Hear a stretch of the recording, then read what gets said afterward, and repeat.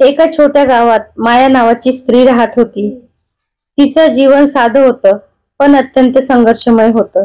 नवऱ्याचं अचानक निधन झालं आणि ती दोन लहान मुलांसह उभी राहिली. तिच्या हातात आयुष्याची जबाबदारी अचानक आली. घर सांभाळणे, मुलांना शिकवणे आणि रोजच्या गरजांची पूर्तता करणे.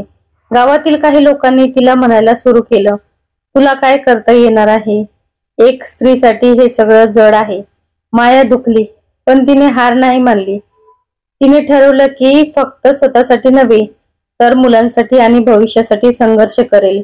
पहाटे लवकर उठून पोहे बनवून विकायला लागली. सुरुवातीला फक्त 10 ग्राहक होत्या. लोक हसत होते, थट्टा करत होते, पण माया आपल्या कामावर लक्ष ठेवत होती. दररोज मेहनत करत करत हळूहळू लोक तिच्या पदार्थाची चव ओळखू लागले.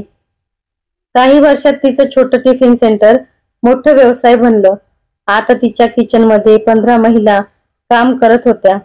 त्या सगळ्या एकेकाळी संघर्षात होत्या, पण माया त्यांना मार्ग दाखवत होती.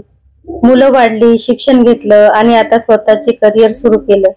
माया म्हणायची, शक्ती देवाने आपल्यात आधीच दिली आहे, आपल्याला फक्त ती ओळखायची आहे आणि आत्मविश्वास ठेवायचा आहे.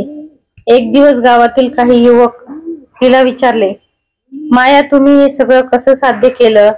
मायाने हसत उत्तर दिलं, जगात काहीही अशक्य नाही. जर तुम्ही मन लावून प्रयत्न केला, संघर्ष केला, तर कोणतीही अडचण तुम्हाला थांबवू शकत नाही. स्त्री शक्ती ही अद्भुत आहे. ती केवळ घरासाठी नाही तर समाजासाठीही आहे. माया फक्त स्वतःच्या संघर्षात उभी राहिली नाही, तर इतर महिलांनाही प्रेरित केलं.